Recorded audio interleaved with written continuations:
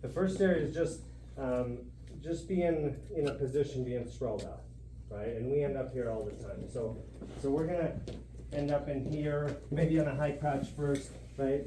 And I'm in here and I'm sprawled out. I'm down in here and he's sprawling hard and I'm stuck in this position right here and we end up here and then he sprawls more and then we end up here and we're still holding on and I don't know if we're hoping that the ref calls a stalemate or whatever, but I always tell our athletes, like, you got to put yourself mentally in a position, like, I have to score this position right now. I can't rely on the ref. Put yourself in the position that I got in on the high crotch and there's 20 seconds left and I need to score, right? And then let's go from there. Let's work from that premise, right? Instead of, I can hold on long enough for the referee to call it a stalemate, right? So how do we recover from a position like this? And you know, the natural thing is we want to pull this into us, right? But when we pull this in, we're pulling the weight all on top of us, right? So instead of hugging our hands to our chest, we focus a lot on bringing our elbows to our hips, right? And just that, and using our legs to drive. So I'm right here, he's sprawling, go ahead and speak. Right here. So right in here, I'm pushing, but he's beside me right now. I'm not pushing straight forward, okay? My shoulder's gonna come up. I'm pushing in to the side. I'm driving. As I'm doing that, as I'm moving my legs and driving with my knees and legs, I'm pulling right here, elbows to my hips, chest out, head up. My whole body is working together. I have to engage my core. It can't just be about my arms. And my arm strength fighting his legs. So again, he's sprawling hard. Right here, I'm pushing into them, to the side, stepping, sliding, recovering right here, right? And being able to recover back in to good position where our hips are underneath our shoulders, right? And if I had a dime for every time I've talked about elbows to your hips, chest out, head up, driving with our legs, okay, it'd be a lot better off. But it's a constant thing, right? We have to be getting back to this position. We're going to end up here. If we're attacking, we're going to end up in this sprawled out position right in here, right? And driving in. So that's one area. High crotch, they sprawl to the side of us, right? We're sprawling to the angle. We're right here, we're holding. Again, if we hold, eventually, we're going to end up like this. And maybe in folk style, we can do that. Eventually, we're going to get tipped here, right? So, knowing when to let go, knowing when to hold on, and I always just say either we're advancing our offense or he's advancing his defense, right? It's nowhere else. It's not just going to stay the same, right? So if you're not advancing, then you need to make a change, right? So right here, we can post, right? Post and sit under, right? Come out the back.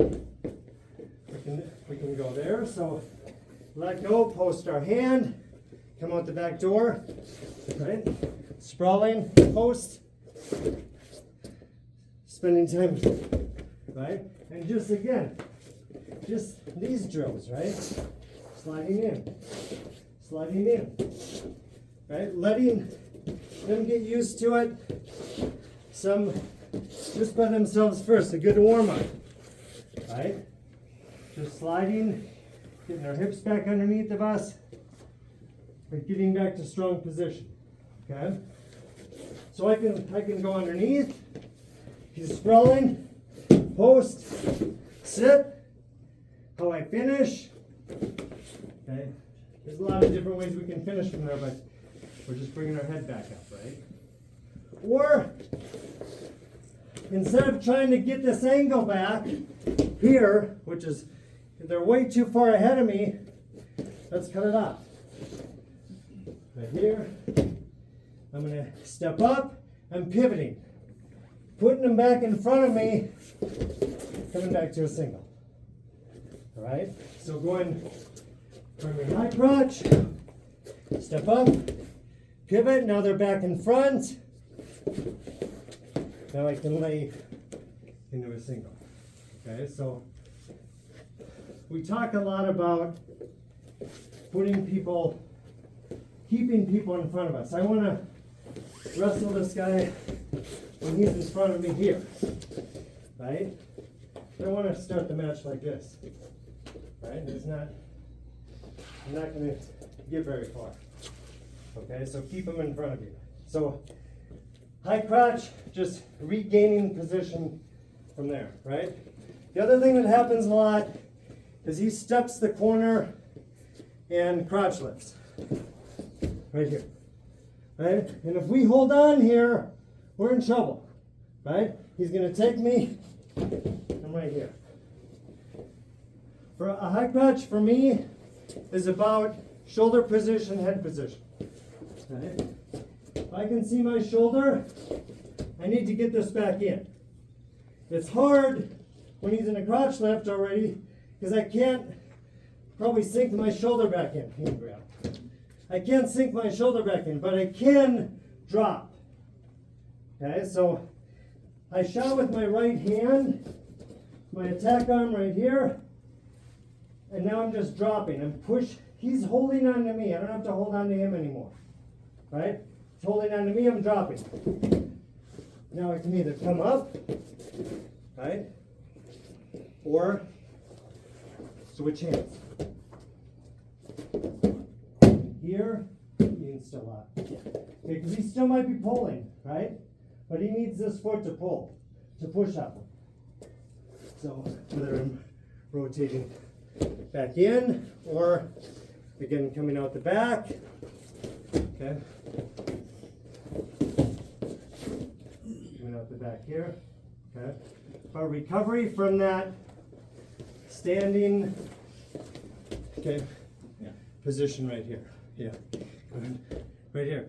We want to hold on because we feel secure. And we're not secure, right? Post. Change hands, post, lift.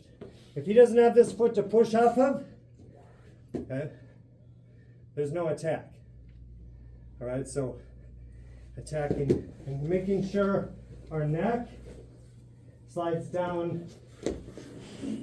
Even if I grab here, I'm not safe. I got to get my neck below his shin or his knee, so he can't. Okay, he can't keep me above here. He can't keep me high in position. I'm lowering my center of gravity right here, and then attacking. Okay. Stepping. Okay, so high crotch recovery. Okay, the last area from a high crotch. Again, he sits the corner. Right here. Happens a lot. Again, if I hold on here, I'm gone. Right? Get our shoulder back in. And we know this position, right? Shoulder back in, but again, there's no reason for me to hold on if I'm keeping weight with my shoulder into his hip or his hip flexor. Okay? So I'm keeping my weight in, I'm walking my feet out, I'm stacking my hips. No different than if we're in like a plank position. Right? Stack your hips. Stack our hips right here. Post with your outside hand. My hand should be pushing. My head should be pushing. The legs are driving. Now, from here, whether I lift the leg or isolate the leg so it can't push up, it either is fine. I like lifting it, so I step out and lift it on my hip. Okay. Again, right here. I'm right in here.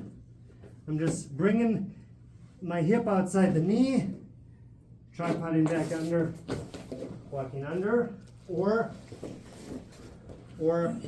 if I'm not lifting the leg, keeping it straight. Okay, keeping it straight, walking back over the top of the other side. Okay, so isolate the leg by lifting it or pushing it straight, as long as they can't push off of it. Okay. So those are the areas from a high crotch that we get into a lot in there. All right. It seemed to cost us some points, or at least stalemate the position, and we're not scoring. Okay. Questions on that before we move on? Or comments? Remember, if you don't like it, I'm short. No, but any questions on that? No? No. Okay, so next, kind of the same area, okay, is a single leg, right? Single leg, we're right here, okay, and we're sprawled out. I think the biggest thing I see from here is we get kids like this where their arms are above their head, right? Get your head to your bicep, right? Let your head plant, your forehead plant on the bicep, and go from here, right?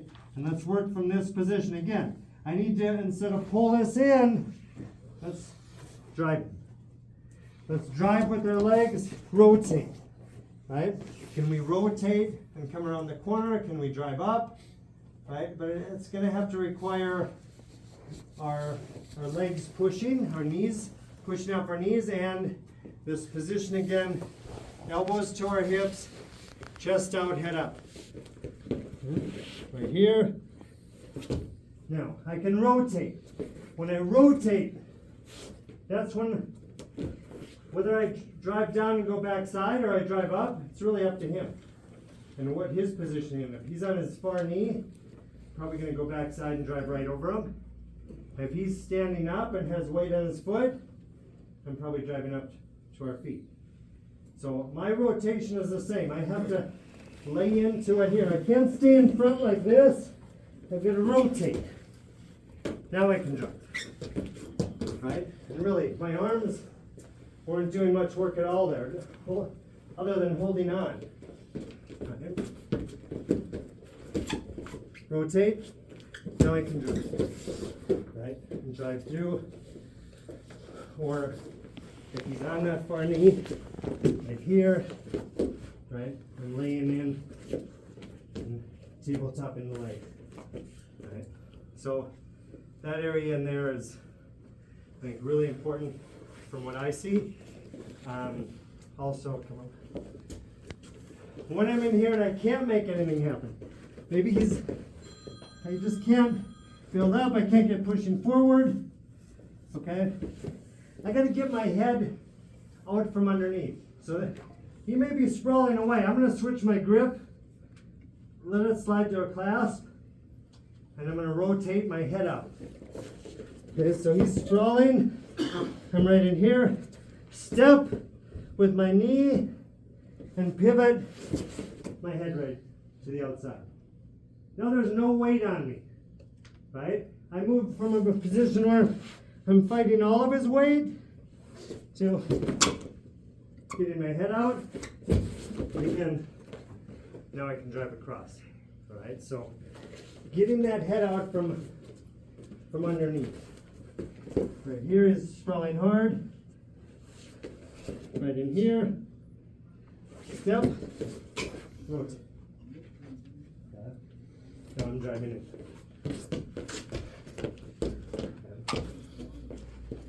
So from that sprawled out position, again, if I can't make anything happen with my hands locked, just post. But now I have to go. If I'm gonna post, my legs gotta be working. Right? And then I can, again, drive up.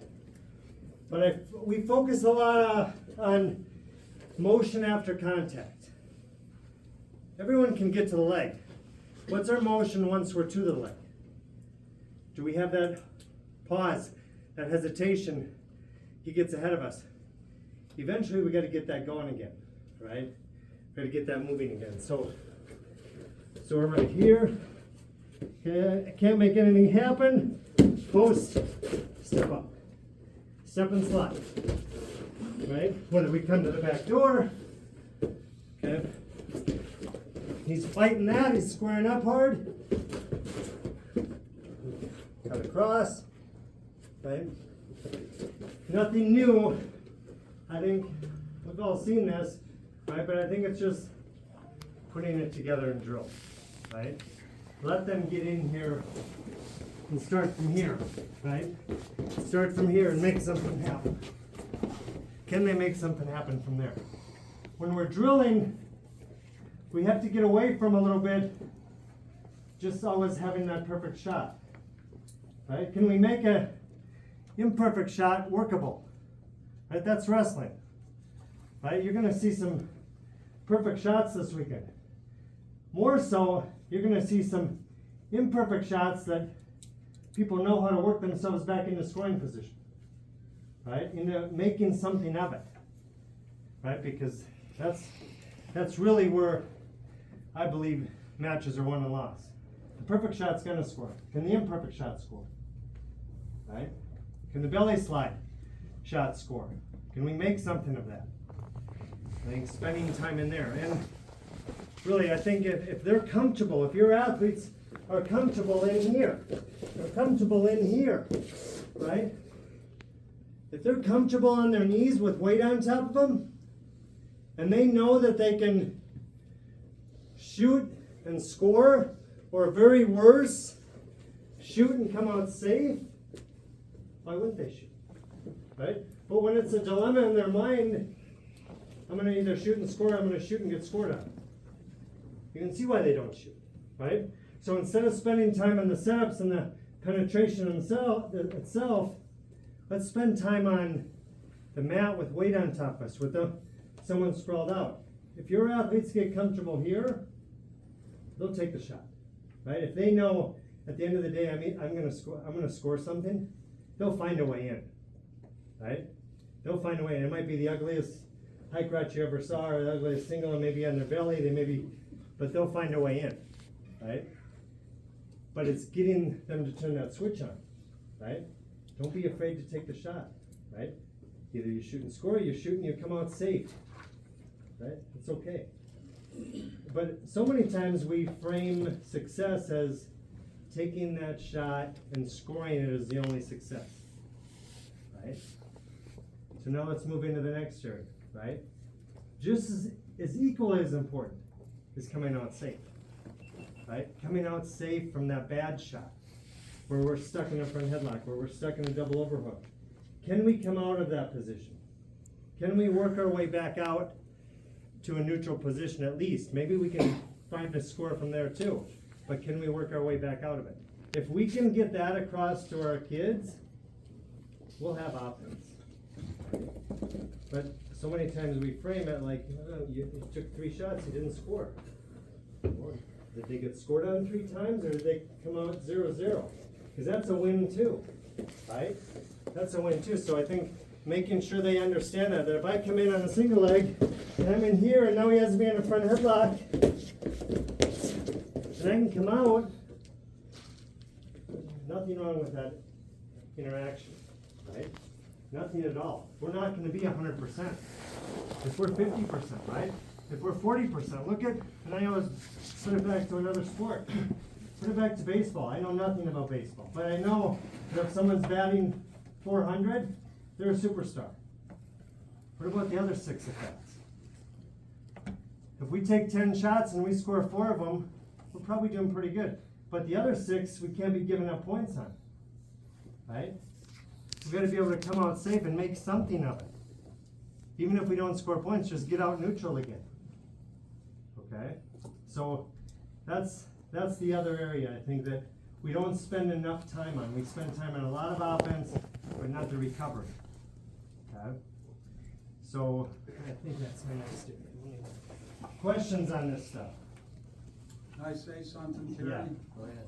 So when you watch Terry doing this, pay real close attention to change in head position, because that's the key to everything.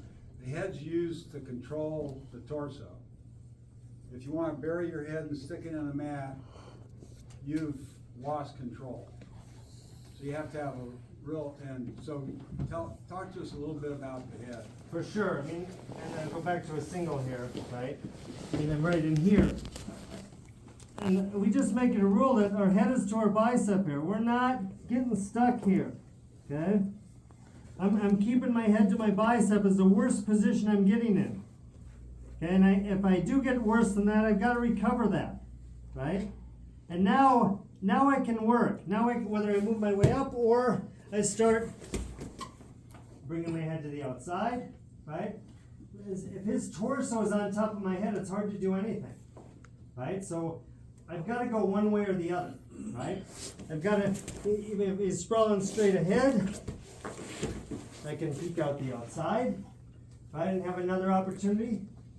I mean, there's some things I can do from here, but my head has to be pushing up. I can't be hanging my head. Even in here, if I'm still underneath, okay, my body position is, it's a good posture, right?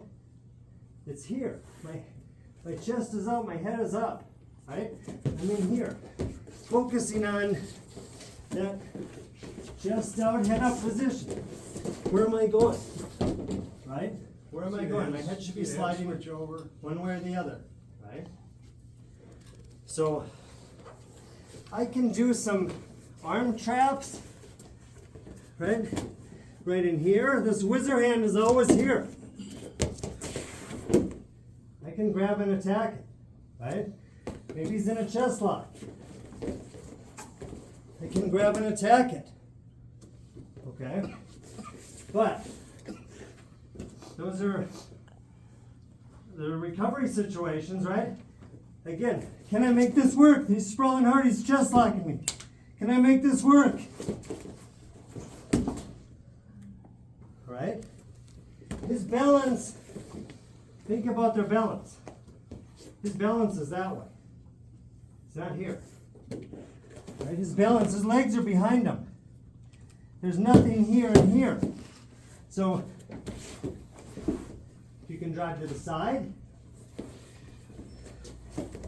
Your head can come out. Right? If you can trap the arm and the leg on one side, right? You have a way out of it. So make sure they know options, right? That you're not just going straight in all the time, right? And then the other thing, if we're on our feet, right? 20 seconds left, I don't have to go under. If you put a kid in a 20-second period, for the most part, they're going to shoot. But helping them understand, they can also fake, snap, and go around, right? I can also be pressuring and go around with a drag, okay? Are there any positions where you would choose to try for the stalemate and keep it 0-0 rather than try to risk opening up and, that you think of? Well, yeah, I mean, if I'm ahead, 15 seconds left, I'm ahead, right? And I'm in on a shot. I don't know why I would be, but maybe I am. And I'm here, yeah, I'm just gonna hold on. I'm gonna get my knees wide, I'm gonna hold on, right? I'm gonna get my hands locked and hold on. So there's match situations that we have to play for. I wouldn't advise anyone to try to advance that with 15 seconds left. Just, you've already won the match. Just carry it out, right? Ride the timeout. So yeah, there's situations. Thanks, sir. But, I don't know if that would be good tactics either. I'm not gonna shoot to hold on. I would probably stay on our feet and just grab hands. And get some lateral motion, not stand in front of them, right? Or get to a controlled tie, a 2-on-1 or an underhook. To just hold on to that 15-second lead, right? Maybe some of the 30-second stuff lead. on the edge too. What's that? If you're gonna shoot on the edge, to not give up the push-off point, would you? To not, no, I wouldn't, probably. I would learn to maneuver. Right? I wouldn't drop down and shoot. I just wouldn't. I think there's too many, they're waiting at that time, a lot of times, right? They're waiting for something to happen to jump around you, right? So I would stay more on our feet and get some lateral motion and grab wrist control, grab a 2-on-1 or an underhook where you can be in a controlled situation, right? Rather than going underneath someone at that point. And I was gonna say, teach your wrestlers to feel the pelvic tilt of their opponents. So, I shoot a single leg. How's he gonna drop his hips? Straight like, no, he's gonna drop them like this. When he drops them like that, that means his body's tilted that way. that gives you an opening to drive your head out that side. So Terry, could you show us Yeah. that? Like, So most. get in on a single leg. Now watch him drop his hips. That's the way everybody does. And there's the perfect solution to the problem. Yeah, definitely. I mean, you know, the deeper side, the side that's down, I mean, you can go either direction. I can peek out or I can go the other side with that, right? But don't stay underneath of it. Coach, can you talk about starting in on the shot, when you unlock and when you stay locked, when they're defending and putting their weight on you? So I When think you it's- make that decision? And again, it's gonna be different for every kid, cause every kid has different flexibilities and different strengths and different leverages, different length under here, so what's gonna be good for Sarah is not gonna be good for Melinda, right? It's gonna be a little bit different there, so understand that, but I think, you know, when you can't move, right? If I'm in here and he's sprawling, you know, if I can't move from here and I can't build up, it's time to post, right? It's time to post. Don't stay down there and wait there, right? And don't, in the practice room, do not call a stalemate. Make them work out of that position, right? There shouldn't be stalemates in the practice room. If you get in a bad position, find your way out of it, right? Because that's real life. We're gonna have to find our way out of tough positions, right? Too many times it's not happening back to your feet. Can't have that, right? We can't have that. So get them in here. Yeah. So if I'm gonna let go right here, it's because I can't build up. I can't do anything. Maybe he's blocking my knees. I can't push in. I can't. Now I move. Right? Can I make something happen then? So I would say, keep your hands locked if you can, and if you can advance it from there. But if you can't, too many times we just wait and wait and wait, and then we wait too long, right? And we're here, and now there's no recovery, right? So we got to be moving before there's no recovery in those positions too, right? Let yourself advance while you can still be mobile, right? And so many times because of fear, right? We're not letting go because of fear. What if I let go? What if you let go and score? What if you let go and get your knees moving? What if I let go and start moving? Right? What if I let go and start driving up? Right? But because of the fear, we keep our hands locked and we're holding on that death grip, right? Not letting anything happen. And again, in situations, 30 seconds left in the match, 20 seconds left, hold on. Get the stalemate and come back to your feet. But I'd say I always like to put us in situations where we have to score. Because those are mostly when we're attacking, those are the situations where we are attacking. Because we have to score. And now we're under here, and now what? Right? So start a lot of practices, I would say, in bad positions and work back to good positions. Right? Use your setups and stuff like that at the end of practice. And just get some good repetition drills in. Right? But at the beginning of practice where the real problems are, let's deal with them when our mind is fresh, our body is fresh, where we can actually move and work. But too many times we come in, what are kids doing? They're going right to their best attack, right?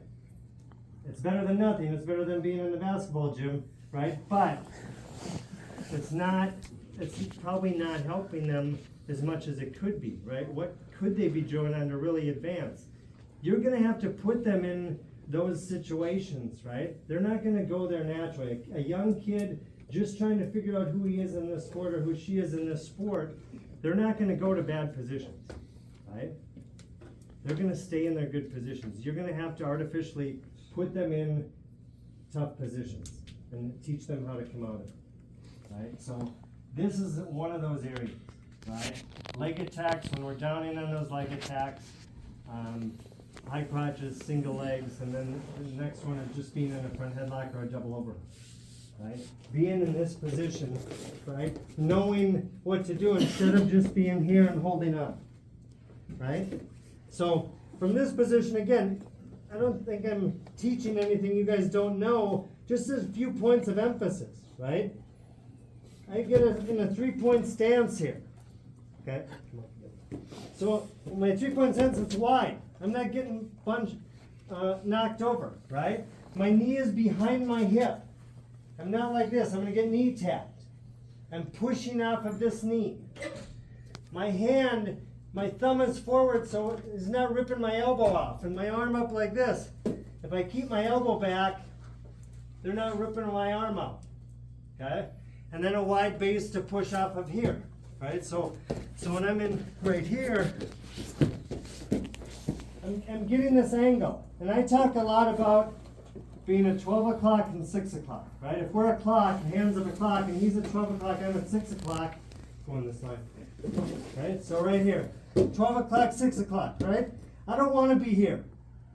I don't want him to get an angle over at 2 o'clock. Now I'm starting to be in trouble. So I'm going to at least be here. But really, I want to put myself at 8 o'clock. Right here. Right now I can start attacking. Now I can start working my way up.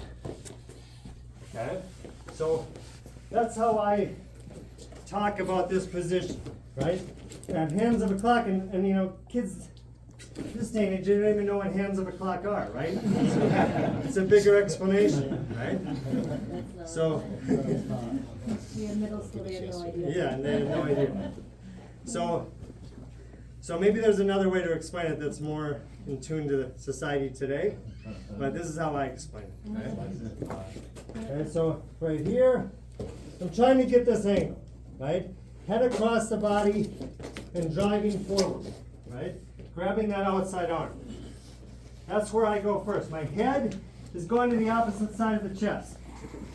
Okay? So when I'm here, I'm pulling this arm in and I'm going back for a second so I can slide my head to the other side and swallow this arm. Okay? Pulling that arm underneath my chest, now I'm driving across. Now I can drive up, I can drive to an ankle, but I have a good angle there. And it doesn't matter, even if his hands are locked. Go ahead and lock. It's not tight. I'm in no danger right there. I'm getting thrown. Because I'm bringing this, I'm swallowing this arm under. Right? Right here.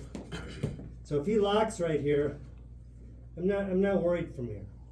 Okay? And I don't have to come out. If I can hold position here, okay, I can come out. Eventually they're gonna let go or the ref's gonna stop. Right? Because nothing's happening. You know, maybe I can re-attack. But again, showing that kid, hey, I took a double leg, I missed it, he struggled, learn how to recover. Hey, great job. Great job on that. Right? You came out of that. Nobody scored. Right? That's not a failure. Right? That's just as important as learning how to finish that double leg or single leg or high crotch is coming out safe. It's an equally important skill. But we don't spend enough time. We don't give enough praise for it. Because it doesn't get points. Right? We're not getting points there, but we're not giving up points either. Right? So give some praise in a position like this. Okay, so other things that I look for. Okay, he's in a front headlock. If his knees are down, right? Late in the match, he's holding on. Put both knees down. I'm just looking for knees down. Right? And if it's one knee or both knees, I'm attacking the down knee. If both are down, I can choose.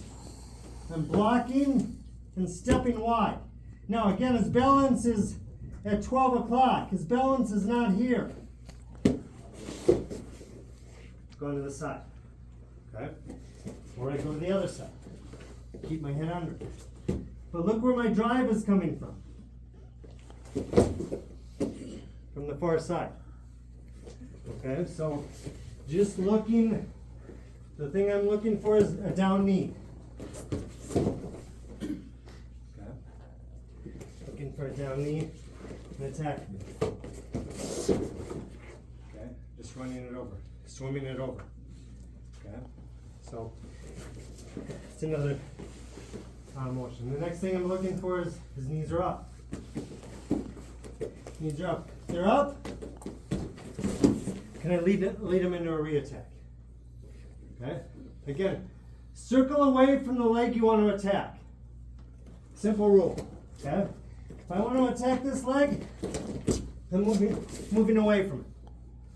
Coming back to it. If I want to attack the other leg, okay, moving away from it. So just a lateral motion. Okay. Lateral motion, lead them. Lead them into it. In my group, that's a principle of maneuver. Maneuver. What's that, Ted? Strategic principle of maneuver. Yeah. I was just gonna say, like, when you watch Terry doing his short drag when he's in a front headlock, Terry's hips are tilted. There's an opportunity for this guy. That's when he's vulnerable to a head chuck. So both people have to be aware of pelvic tilt. Like when Terry first steps up, head chuck right now. Ah! No. You gotta rip it through. Oh, okay. He's durable. So, No, that's right. I mean, you gotta be aware, right? You gotta be aware that every offense I have, there's also a counter. Right? And so, as he's doing it, I have to be aware that the next thing is coming. A head chuck is coming. My arm can fly. Right? Then the tighter that guy grabs the arm to drag, better the head chuck's gonna work. For sure. For sure. Okay. So, 3 shots. This is a bigger one. I think that happens a lot. He really gets the angle here. Right? Go ahead and even grab my leg. Right? We're right in here. This is a shot. We can't give this point up. Right? Just because he has my leg, there's so much more wrestling from him. Right? But again, because we get afraid of the position, right? We just stop wrestling or we go forward. We put him behind us. Right? Again, what I talked about at the beginning, put them in front of you. Right? So I can turn either way. He's attacking. I can turn back in here. Again. Okay. He's right here. I can turn back in right here. Rotate. I can sit back. Peel this over the top. Put him in front of me. Okay, again. Right here. I'm sitting back on it. So he can't lift it, because if I stay here, he's going to lift this, right, and drive me over. As soon as you feel this, you're laying in. Squaring up. Okay. Or, go the other way. Just going the other way, right? Right here, just going right here. Going the other way, but not trying to just hold on, and he keeps inching around. Right, how many times have we seen that? Right? So, again, put them in a position, let them fight out. Help them understand that there's still wrestling here. There's still wrestling. There's a lot of wrestling here. Right? Get them. Put them in these kind of positions, right? That they help them understand that that's where the match begins, right there. That's where the point begins. And championships are not won in a 6-minute period, right? Championships are won in moments. Moments of the match, right? This is one of them, right? This, right now, you have to have a burst of intensity. You have to have a fight, a fortitude, that you're not giving up this point. Because it looks like I'm more than halfway there. Okay. There's a way out. Right? Help them see that there's a way out of it. Right? So, I guess the next one is just double overruns. And this, I think, is hard. A little harder right here, right? Because we don't have anything to grab onto. Right, we're here, we're kind of waiting. Now, I can peek out. Again, what am I doing in a peek out? I'm bringing my head out, but I'm getting my hips underneath my shoulders, right? I'm recovering bad position. The reason I'm not scoring here is my hips aren't in position. Now they are. Now I can attack. Okay? So, fighting in here. Okay? Recovering position. Leading them into you a little bit. Swimming. To a seatbelt. Okay? So, get him chasing you. He's holding on, but he wants to pull me this way. Right? So I can't move. I'm going to do the opposite. Bring him into you. To a seatbelt position. Now, whether we score or not, does it matter? I mean, maybe I need to score, but I got out of a hell of a position. Right? Again, that should be praised. Right? Put them in here and see how many they can come out of. Right? Start praising and giving something to this position. The positions of recovery. Okay? Even though we're not scoring points, we're not losing points. And I think we just don't think like that. I know I didn't.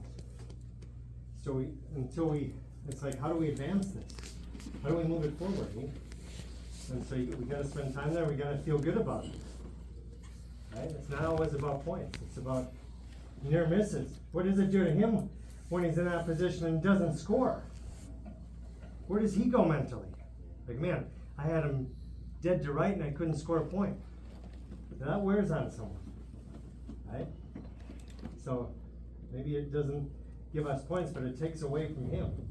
It takes away his confidence, or their confidence. So understand that, right?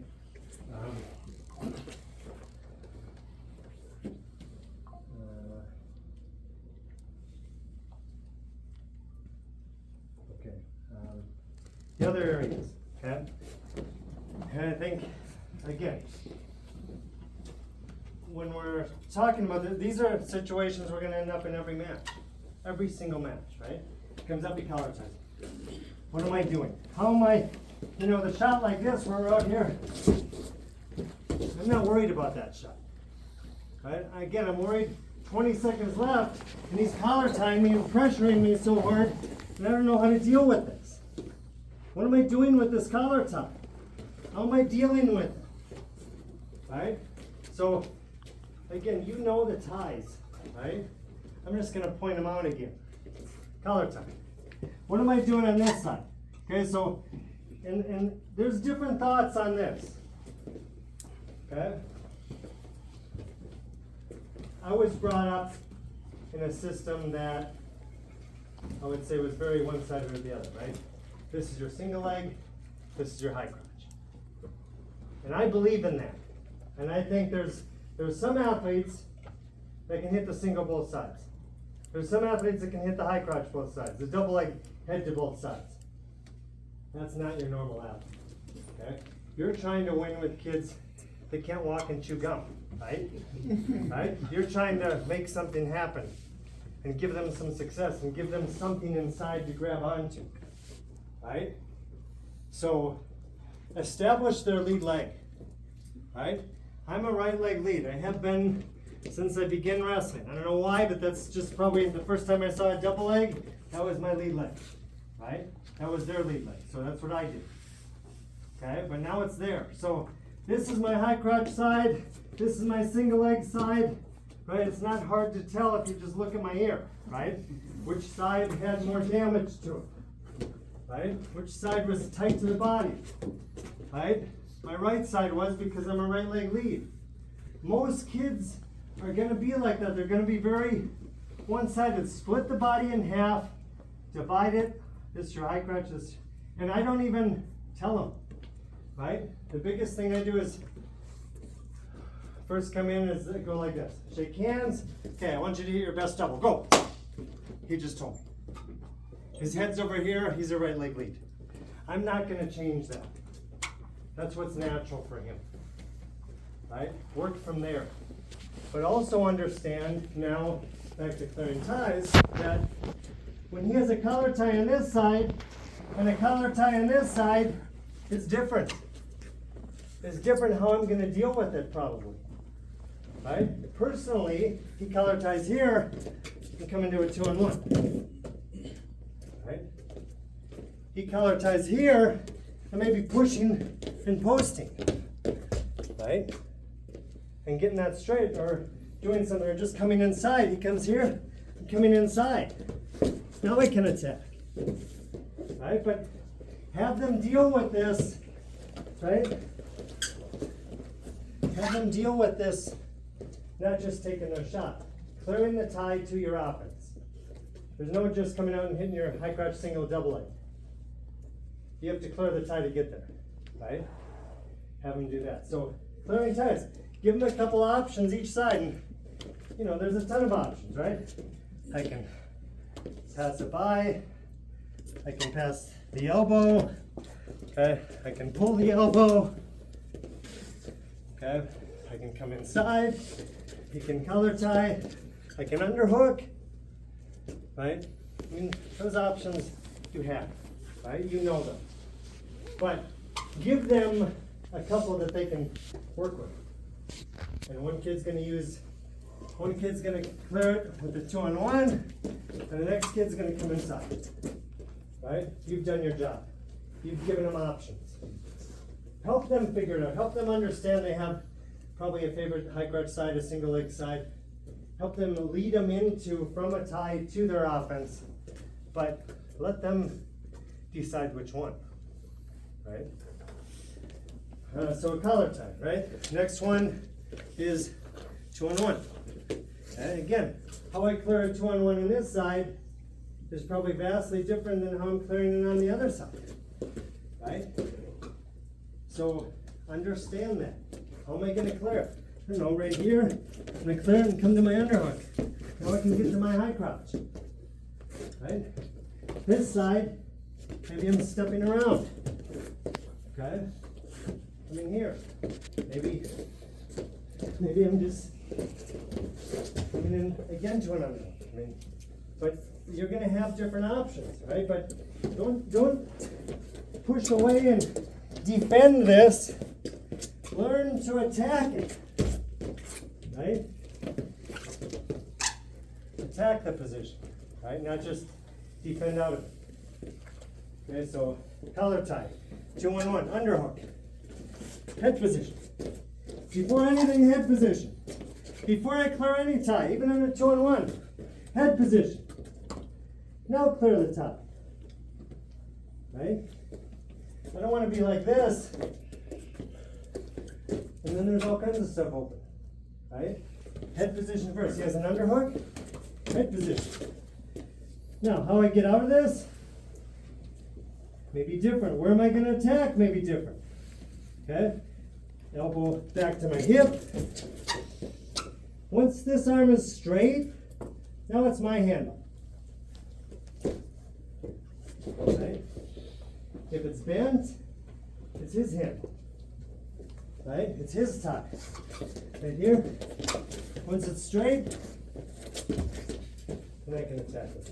So making sure we're clearing that underhook. Right? But circling away from the tie, away from the leg you want to attack. Okay.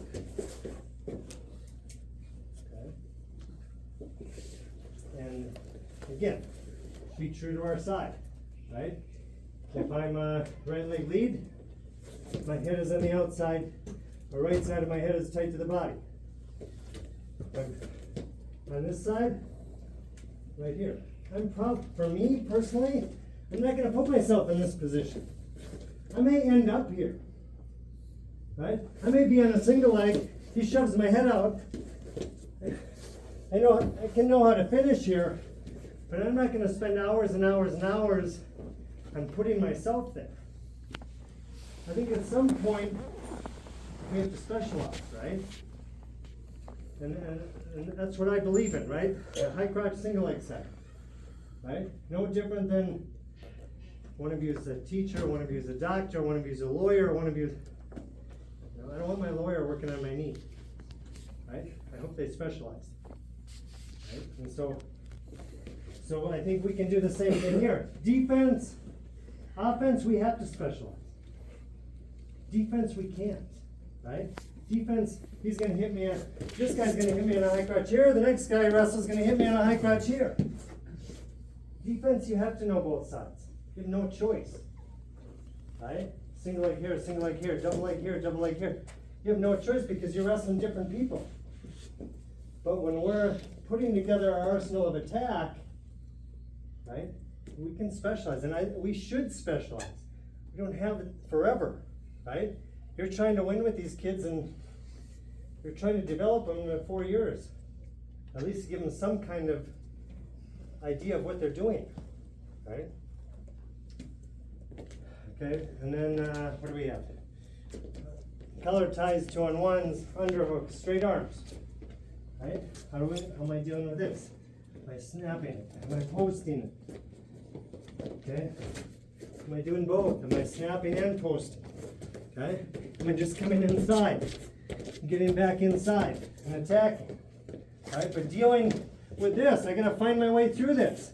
Head and hand position, right? Okay, dealing with that. Wrist ties, okay? What am I doing here? Can I drag? Okay. Can I climb to a 2-on-1? Right? Run to a 2-on-1. Can I elbow pull?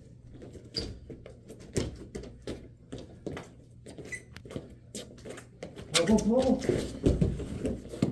Okay. So what I focus on with wrist ties are those three things. Okay.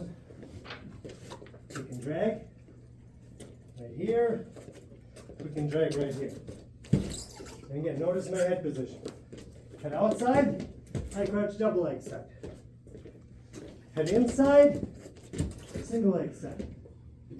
Okay. I can duck the same way. Right? Maybe on this side, I can come head outside. If I'm not comfortable there, fake it. He squares up. Check the other side. Right?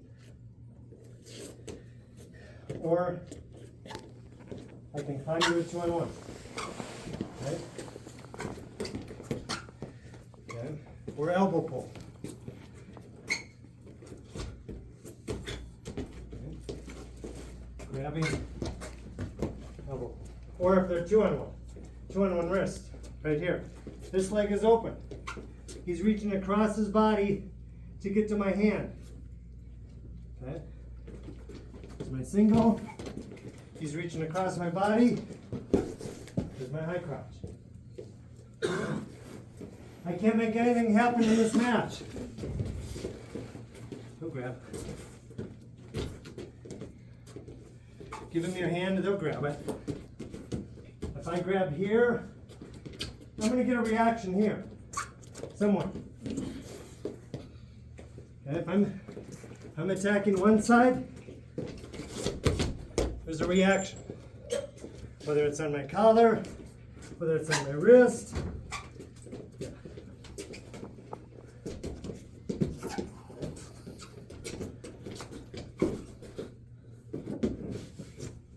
So a lot of times, what we're attacking is not where we're going. We get in this in a 2-on-1 a lot. 2-on-1. We clear a tie to a 2-on-1. Where's the offense? The offense may not be here. He's squaring up hard. The offense is the other side. Okay. So, using the 2-on-1, using the underhook for a reaction. I just want the reaction. On the opposite side. So attacking one side, attacking the opposite side. Okay. But clearing ties, okay? There's not a match we're going to be in where we're not going to face it. But we don't work on it. We don't put ourselves in there. If one, maybe you have a theme for the day, it's collar ties today. Collar tie Monday. 2-on-1 Tuesday. Underhook Wednesday, right? Or they're gonna have to clear those ties to get in.